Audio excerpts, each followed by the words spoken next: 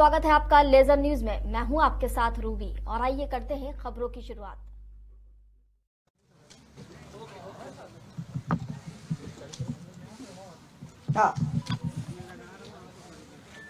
मेरी संन्यास दीक्षा मार्गशीर्ष महीने के भैरव अष्टमी को अमरकंटक में 1992 17 नवंबर को हुई थी। अब की बार मार्गशीर्ष महीने की वो तिथि मतलब तारीख 4 तारीख को आ रही है, तो मुझे ऐसा लगा कि 3 तारीख के चुनाव परिणाम के जो कुछ भी होंगे परिणाम वो 4 नवंबर पे छाए रहेंगे, इसलिए आप लोगों को आज बुलाना ठीक है और गुरु जी का स्मरण आज करना चाहिए। मेरे गुरु जी का नाम विश्वेश तीर्थ पेजावर स्वामी महाराज था। वो उड़ीपी के कृष्ण भक्ति संप्रदाय के प्रमुख थे और उनको सभी लोग मानते थे, बहुत मतलब सभी धर्मों के लोग भी, लेकिन वो विश्व हिंदू परिषद के फाउंडर मेंबर भी थे। परम पूजनीय गुरु जी के आग्रह पे वो उसमें रहे थे शामिल। मेरे गुरु जी के मठ में महिलाओं को और जो ब्राह्मण नहीं है उसको संन्यास देने की परंपरा नहीं थी। 800 साल का मठ था, लेकिन उन्होंने उस परंपरा को तोड़ के राजमाता विजयाराजे सिंधिया जी के आग्रह पर मुझे संन्यास की दीक्षा दी थी। आज उनका मैं स्मरण करूंगी क्योंकि आज ही उनका स्मृति दिवस भी है। कल उनका निकल गया, कल उनने 96 वर्ष की आयु में स्वर्गारोहण किया, इसलिए उनका आज यहाँ कार्यक्रम रखा है हमने 3 बजे से, उसमें स्मरण करूंगी। गुरु जी को मोदी जी बहुत मानते थे और आज भी मानते हैं गुरु जी को, और मोदी जी बहुत पहले से प्रधानमंत्री जी हमारे गुरु जी के संपर्क में रहे। मैं आज के दिन आपको इसलिए बुलाई हूँ क्योंकि कल चुनाव के परिणामों मतलब एग्जिट पोल आ जाएंगे आज, और फिर 3 तारीख को चुनाव के परिणाम आएंगे, तो मेरा एजेंडा चुनाव के परिणाम से संबंधित ना हो मेरी बातचीत, इसलिए मैं चाहती थी कि आज आपसे राजनीतिक बातचीत करूँ। तो गुरु जी के बारे में इतनी ही बात हो गई। अब मुझे आपसे ये कहना है कि अगर आपको स्मरण हो, मैं अपने साथियों को कहूँगी कि वो बांट दें।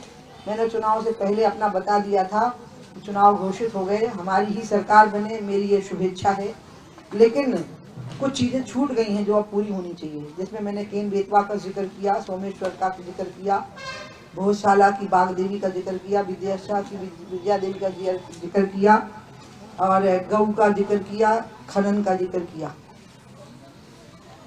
मेरी 3 बातें अटल सत्य रहेंगी, उन पर कोई शंका करेगा तो वो पाप करेगा। फिर पहली चीज भारत पर मेरी निष्ठा, दूसरी चीज मैं भाजपा की निष्ठावान कार्यकर्ता, और तीसरी चीज कि मैं मोदी जी को न सिर्फ अपनी पार्टी का बल्कि देश के सभी राजनीतिक दलों का सबसे अच्छा, एक अच्छे शब्द का भी प्रयोग उनके लिए नहीं किया जा सकता है, प्रधानमंत्री मानती हूँ और उनको अपना नेता मानती हूँ। बीजेपी मेरी पार्टी, मोदी जी मेरे नेता, और ये देश जिसके लिए मैं जान छिड़क सकती हूँ।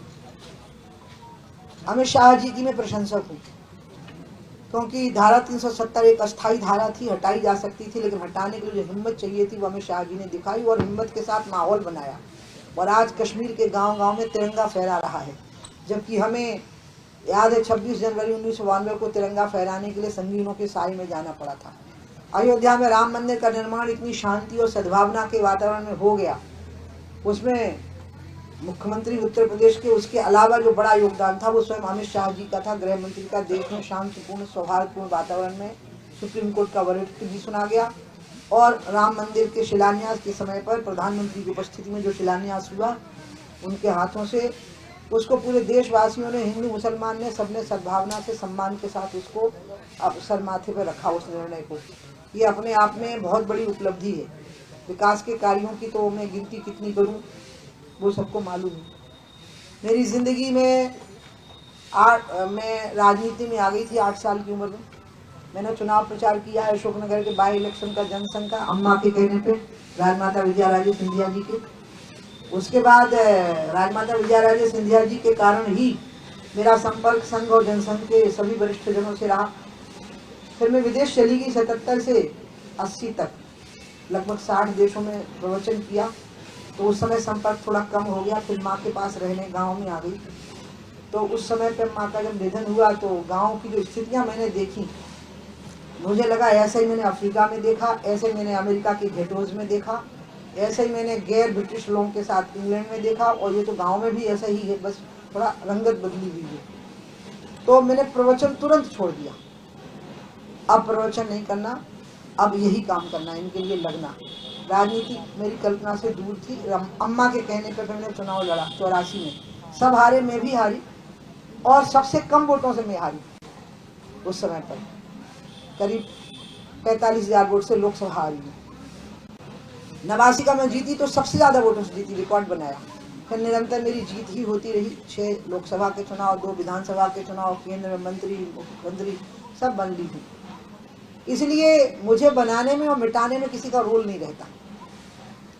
मुझे बनाने में परिस्थितियों का रोल रहता है, मुद्दों का रोल रहता है, लोगों का आशीर्वाद रहता है, समर्थन रहता है, परमात्मा की कृपा रहती है। मीडिया का भी एक सकारात्मक रुख रखता है, चाहे वो मेरे बारे में अच्छा ना बोले लेकिन मन में अच्छा भाव रखेंगे। कई बार नहीं बोल सकते, आलोचना करनी पड़ती, मीडिया को आज़ादी है आलोचना करने की, लेकिन मन में भाव अच्छा होगा, श्रद्धा और सम्मान में कमी नहीं रहेगी। अखबार में भी आलोचना करते हुए भी नीचा दिखाने की चेष्टा नहीं होगी। इस चीज़ से मुझे बहुत बल मिला है और इन्हीं सारी चीज़ों ने मुझे बनाया है। तो जब तक ये चीज़ें रहेंगी तब तक मैं मिट भी नहीं सकती हूँ। मैं अपने अंदर कोई गुण नहीं देखती, लेकिन मुद्दा, परिस्थिति और व्यक्ति का मेल ऐसा हो जाता है कि व्यक्ति नेता बन जाता है, बिगड़ जाता है। वो मेल मेरे को भी आसपास में मिला है। मैंने चुनाव से पहले जगत प्रकाश नड्डा जी से मुलाकात की थी। वहाँ BL संतोष जी भी थे, हमारी 1-1.5 घंटा बात हुई थी। उसके 2-3 दिन बाद ही इलेक्शन डिक्लेयर हो गए थे। तो मैंने उनको कहा था कि चुनाव खत्म हो जाए तो आप मुझे संगठन में जिम्मेदारी दीजिए, मैं लोकसभा का चुनाव लड़ूंगी, लेकिन मैं लोकसभा चुनाव लड़ने के बारे में अपनी तरफ से नहीं बोलूंगी, आपको बोलना है। तो ये तय हुआ था कि मैं नहीं बोलूंगी, ये बात मैं उनको बता चुकी हूँ कि 24 का मुझे चुनाव लड़ना है और संगठन में मुझे कोई जिम्मेवारी तो चुनाव होने के बाद दे दी जाए। क्योंकि मैंने कहा मध्य प्रदेश विधानसभा के चुनाव के पहले अगर आप कोई संगठन में जिम्मेवारी देंगे तो कहलाएगा कि आपने किसी खास किस्म के वोटों को प्रभावित करने की कोशिश की, तो ये मत करिएगा। अब मुझे कल परसों में जो घटना घटी, प्रसन्न सिंह की जो हत्या हुई है पटवारी खनन को लेकर, खनन मेरे को हमेशा चुभ रहा था, अवैध खनन। इस पर मैंने कई बार बात की, आपत्ति की, आवाज उठाई है। इसलिए जो बातें मैंने पहले कही थी वो मैं आपको बंटवा दूंगी कि ये न लगे कि मैं चुनाव के बाद कह रही हूँ।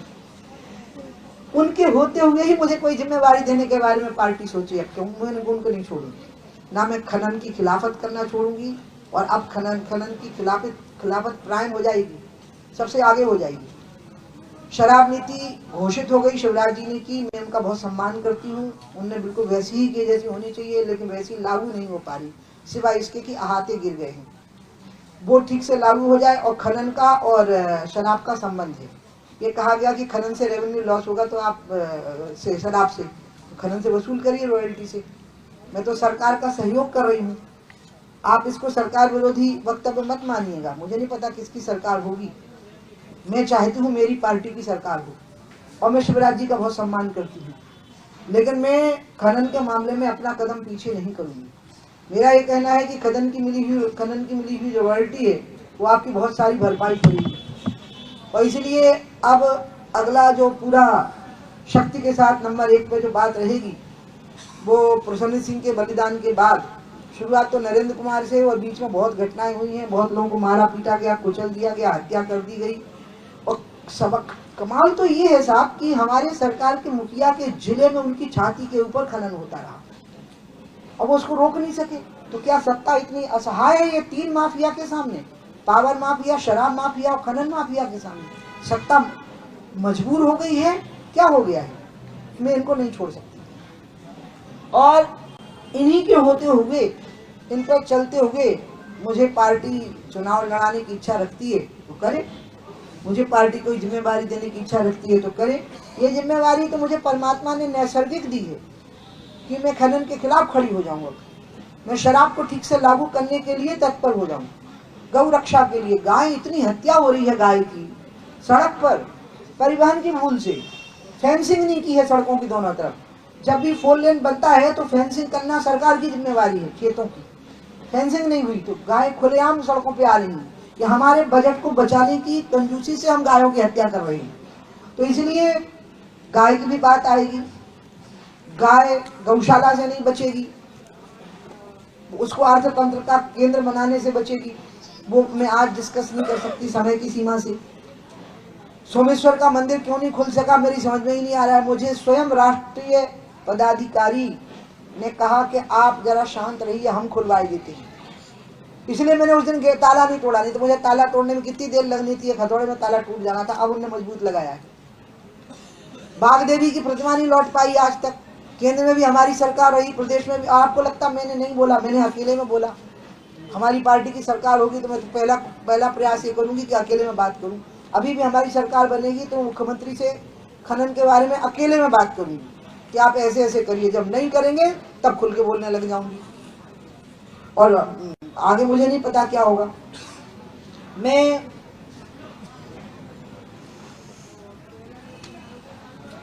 अपने जीवन में स्वांतः सुखाय तुलसी रघुनाथ गाथा, तुलसीदास जी ने जब रामायण लिखी थी तो उनसे पूछा गया कि इतना बड़ा क्यों लिख रहे हो, तो उन्होंने कहा कि स्वांतः सुखाय, अपने अंतःकरण के सुख के लिए मैं ये कर रहा हूँ।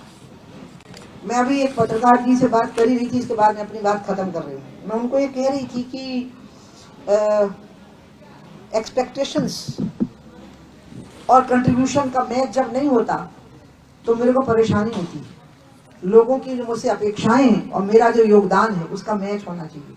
मैं इसमें खुश नहीं होती हूँ कि मैं मुख्यमंत्री हूँ कि मैं मंत्री हूँ, क्योंकि मुझे सुविधाएं, सम्मान, प्रतिष्ठा, समृद्धि, वैभव 8 साल की उम्र से प्राप्त हो गया था।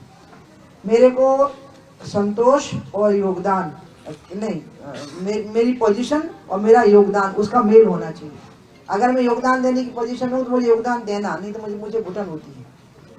तो इसलिए मेरे को वो जिंदगी ज्यादा अच्छी लगती है जिसमें मैं योगदान देने की क्षमता मेरी पोजीशन से बड़ी हो। और मैं खुश हूँ कि मैंने वो काम किए हैं जिससे पार्टी खड़ी हुई अंत में।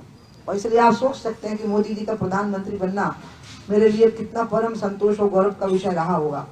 क्योंकि जब पार्टी बननी शुरू हुई 84 से एक प्रकार से 2 सीटों के बाद, तो अटल जी और आडवाणी जी के साथ सबसे ज्यादा जो नेता झोंक दिया गया वो मैं थी। चाहे घुसपैठ हो, चाहे अयोध्या हो, चाहे तिरंगा हो, चाहे मध्य प्रदेश में सरकार बनाना हो। इसलिए जब पूरे देश में मुझे घुमा दिया गया, मुझे याद ही नहीं है कि मेरी जिंदगी के 10-15 साल ट्रेनों में, हवाई जहाजों में, कारों में निकल गए। और अंत में जब मोदी जी प्रधानमंत्री बने तो मुझे लगा जैसे मेरी सारी तपस्या सार्थक हो गई। और मैं आगे भी मोदी जी के प्रति बहुत अच्छा भाव और निष्ठा रहेगी। अंत में मैं कहूंगी कि उन्होंने मेरे गुरु जी से शिकायत की थी, सॉरी मैं ऑन रिकॉर्ड बोल रही हूँ आज ये बात, चुनाव हो जाने के बाद 19 का, कि उमा ने संकट की घड़ी में मेरा साथ नहीं दिया। ये दूसरा चुनाव था, ये जीतना जरूरी था, उमा ने चुनाव नहीं लड़ा। तो मेरे गुरुजी ने उनको कहा, गुरु पूर्णिमा के दिन ही मेरे गुरुजी उनके घर भोजन करने गए थे, मेरे घर के में जलपान करके, तो मोदी जी के आमंत्रण पे। तो मुझे गुरुजी ने ही बताया, मेरे गुरुजी तो असत्य तो बोलेंगे ही नहीं, मोदी जी स्वयं जानते हैं। इसलिए मैं आज ऑन रिकॉर्ड बोल रही हूँ, क्योंकि मेरा वीडियो में पीएमओ भेजूंगी। तो उन्होंने कहा कि उमा ने मेरा साथ नहीं देखिए ना स्वामी जी कैसी जिद्दी है वो, और इस संकट की घड़ी में। तो मोदी जी को मेरे गुरुजी ने कहा क्या करूं, मेरी भी नहीं मानी थी। मैं तो उसको बहुत बोला था कि तुम चुनाव लड़ो, तो बोली मुझे 5 साल नहीं लड़ना चुनाव। मैं मोदी जी को आज आप सबके माध्यम से बता रही हूँ, मैं आप पे संकट की घड़ी आएगी ही नहीं, कभी नहीं आएगी। और आपको जब ऐसा लगेगा तो सबसे पहले मैं हूँ अपनी जान लगा देने के लिए। ना राजनीतिक आएगा, ना सामाजिक आएगा, ना प्रतिष्ठा पे आएगा, ना आप पे कभी आँच आएगी। आप बहुत सक्षम और सामर्थ्यवान नेता हैं, हमारे जैसे लोग, करोड़ों लोग आपके साथ खड़े हुए एक बात। और मैं हमेशा उनके साथ रहूंगी, हमेशा उनकी प्रशंसा करूंगी। मैं शिवराज जी का हमेशा आदर करूंगी, सम्मान करूंगी। भारतीय जनता पार्टी से अलग कर दी गई थी तभी मैंने विचारधारा नहीं छोड़ी थी, वो विचारधारा ही पार्टी होती है। तो इसलिए अलग किया था, तो मुझे कंट्रीब्यूशन तो करनी था। मैंने कहा है ना आपको कि मैं कंट्रीब्यूशन करने की अपनी धार को नहीं छोड़ूंगी। और अब मेरे लिए मुख्य विषय हो गए हैं कि रोड के किनारे फेंसिंग क्यों नहीं है, जो रोड बने हुए हैं, ताकि गाय सड़क पे आ ही ना सके। फेंसिंग का खर्च उसमें ऐड क्यों नहीं हो रहा है। इसी प्रकार से खनन, शासन, प्रशासन, सत्ता, सब उनके सामने दीनहीन हो गए क्या? तो क्या हम लोगों को लठ लेके खड़ा होना पड़ेगा? मेरा पत्थर मारना एक बहुत बड़ा अपराध था शराब की बोतल पे, और मैंने कहा था कि मुझ पे FIR होनी चाहिए। हो सकता है मेरा लठ चला देना भी एक अपराध हो। अब पत्थर तो नहीं होगा, लेकिन हाथ में लठ लेके मैं खुद खनन माफिया के सामने कहीं इसी एक जगह पर खड़ी होने वाली हूँ। मैं कोई पब्लिक मीटिंग नहीं करूंगी, कोई सभा नहीं करूंगी। मैं सिर्फ सीधे सामने खड़ी हो जाऊंगी। सरकार रोकने में अक्षम है, मैं रोकूंगी। मेरे साथ मैं आप सबका अनुरोध करती हूँ कि आप सबका मुझे साथ रहे। तो मेरे जीवन का रोड मैप मैंने आपको बता दिया। पार्टी मुझे चुनाव लड़ा है, मुझे बहुत खुशी होगी।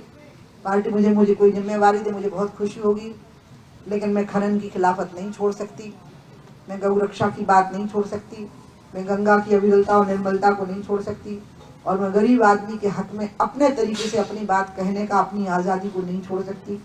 लेकिन मैं पार्टी की कार्यकर्ता रहूंगी, मोदी की समर्थक रहूंगी, सहयोगी रहूंगी, अमित शाह जी की प्रशंसक रहूंगी, और शिवराज जी के प्रति मेरे मन में हमेशा सद्भावना और सम्मान रहेगा।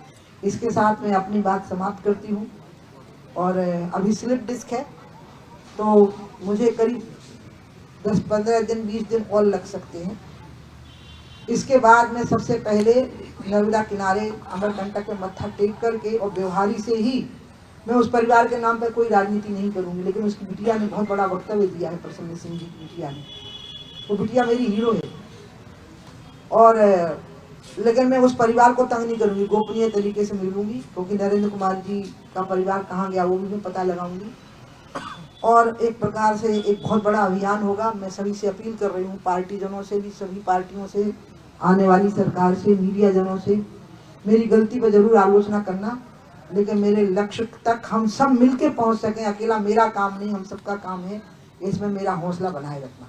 आपकी जो कैंपेन है, सरकार किसकी बनती है इससे प्रभावित नहीं होगी? नहीं, बिल्कुल नहीं। एक ही फर्क आएगा कि हमारी बनेगी तो मुख्यमंत्री से अकेले में बात करूंगी, नहीं सुनेंगे तो सामने खड़ी हो जाऊंगी, पब्लिक में, मतलब भीड़ में, रोड पर खड़ी हो जाऊंगी। और दूसरी पार्टी की सरकार बने, मैं चाहती नहीं तो उस पर कमेंट नहीं करूंगी। आपने कहा दीदी वो योगदान की बात की, तो आप अपने आप को किस योग्य मानते हैं योगदान की? अधिकतर लोग विनम्रता से बोलते हैं, मैंने तो हाय राम कभी सोचा ही नहीं था कि मैं मुख्यमंत्री हो जाऊंगा या मैं केंद्रीय मंत्री हो जाऊंगा। ना, मैं अपने आप को हमेशा किसी भी पद के योग्य मानती हूँ। ये मैं आपको बता दूं, मेरी भावुकता ही मेरी कमजोरी है, लेकिन मैं अपने आप को अक्षम और अयोग्य नहीं मानती और असमर्थ नहीं मानती। हाँ, मैं मानती हूँ कि अपन अबोध से व्यक्ति हैं, तो जो काम दे दोगे अपने तरीके से करेंगे, तो इसलिए मैं तो हर पद के योग्य मानती हूँ अपने आप को। मैं अपने आप को अक्षम मानती ही नहीं हूँ। I give 100% to myself. मैं 100% नंबर देती हूँ अपने आप को, अपनी सक्षमता को, अपनी सामर्थ्य को और अपनी योग्यता को। हाँ, जिम्मेवारी तो जनता तय करती है, पार्टी तय करती है। तो कोई भूल आपको लगता है ऐसा जिसकी वजह से? भूल मेरी जो भूल मुझे याद आती है कि मुझे याद रखना चाहिए था कि जब पार्टी ने मुझे निकाला, तो एक्चुअली मुझे बारीकी से इसको समझना चाहिए था कि मुझे निकाले जाने की डिजाइन तो एक्चुअली मेरे मुख्यमंत्री बनने से कुछ दिन पहले ही तय हो गई थी। तो इसलिए मुझे तो बनने दिया गया, क्योंकि मेरे अलावा और कोई सरकार नहीं बना सकता था। और निकालने की डिजाइन थी, हम उस डिजाइन में ट्रैप हो रही थी। मेरे इमोशंस मुझे ट्रैप कर रहे थे। मैं कानून को मानती थी, तिरंगा को मानती थी। और जब मैं निकाल दी गई तो मुझे अयोध्या तक पैदल जाने के बाद पार्टी नहीं बनानी थी। ये भूल है, क्योंकि पार्टी बनाते समय मुझे ध्यान रखना था कि ये बीजेपी है। आप अलग पार्टी बनाते हो तो इनकी रिजर्व फोर्सेस भी बैरिक से बाहर आती हैं आपको खत्म करने के लिए। फिर अकेले आपका ये सामना नहीं करते, इनके सारे विंग इनका सामना करते हैं, उस व्यक्ति का, उसको घेर लेते हैं, अभिमन्यु की तरह मार डालते हैं उसको। मुझे तो ये किया गया, ये घेराबंदी करके वापस ले लिया गया। मेरा राजनीतिक अस्तित्व तो खत्म नहीं किया गया, बल्कि बढ़ा दिया गया, लेकिन घेरे के अंदर वापस लाया गया। क्योंकि बीजेपी अकेली पॉलिटिकल पार्टी नहीं है, इनके बहुत सारे सामाजिक संगठन है, विंग है बहुत बड़े बड़े, और वो सब इकट्ठी घेराबंदी कर देते हैं, जिनको मैं इनकी रिजर्व फोर्सेस कहती हूँ, जो बैरक में रहती हैं और उल्टे निकल आती हैं। तो इसलिए मुझे उसका ध्यान नहीं रहा। दो बातों का, पहली चीज, रिजाइन करने में कोई दिक्कत नहीं थी, तिरंगे के लिए रिजाइन किया था। लेकिन उसके बाद मेरी स्थिति ये कर दी जाए, मैं दोबारा मुख्यमंत्री भी ना बनना चाहती थी, लेकिन मैं कहीं और किसी बड़े पद पर ना चली जाऊं देश में, इसके लिए मेरी घेराबंदी हुई थी। मुख्यमंत्री का पद छोड़ देने से तो मैं मुख्यमंत्री के पद से बड़ी हो गई थी, तो मुझे घटाया कैसे जाए, इसकी घेराबंदी भी पहले से ही हो गई थी। लेकिन वो लोग अभी है नहीं, वो कोई मध्य प्रदेश में कोई नहीं, उनकी औकात ही नहीं थी उस समय कि वो ऐसा कर सकते। वो सब मतलब दुनिया में ही नहीं, उनमें से अधिकतर लोग। तो मैं उनके प्रति आदर रखती हूँ, क्योंकि उन्हें मेरे ऊपर बहुत प्रेम की बरसात की थी बाद में। तो मैं उसको भूल मानती हूँ कि मुझे अलग पार्टी नहीं बनानी थी, बल्कि कुछ दिनों हिमालय में बिता करके शांति से जिन मुद्दों पर मैं सरकार में रह के काम करना चाहती थी, उन्हीं मुद्दों पर मुझे आंदोलन के अभियान के तौर पर काम करना शुरू कर देना चाहिए था। और मैं ये मानती हूँ लेकिन कि सत्ता में और ऐसे सामाजिक अभियान में एक अंतर होता है। जब आप सत्ता में होते हैं तो आप विकास कर सकते हैं, जैसे रेलवे लाइन तो नहीं ला सकते ना अभियान से, तो उसका माहौल बना सकते हैं। केन बेतवा नहीं आ सकती, मंत्री थी इसलिए आ गई। तो विकास के काम सत्ता में रहने से अच्छे हो जाते हैं और जनहित के काम सत्ता से बाहर रहने पर अच्छे हो जाते हैं। आपने पार्टी बनाई है, आपने कहा था इसके पहले भी इशू उठाया था, बुधनी में भी अवैध उत्खनन चल रहा है, पूरे प्रदेश में चल रहा है। क्या आपको लगता है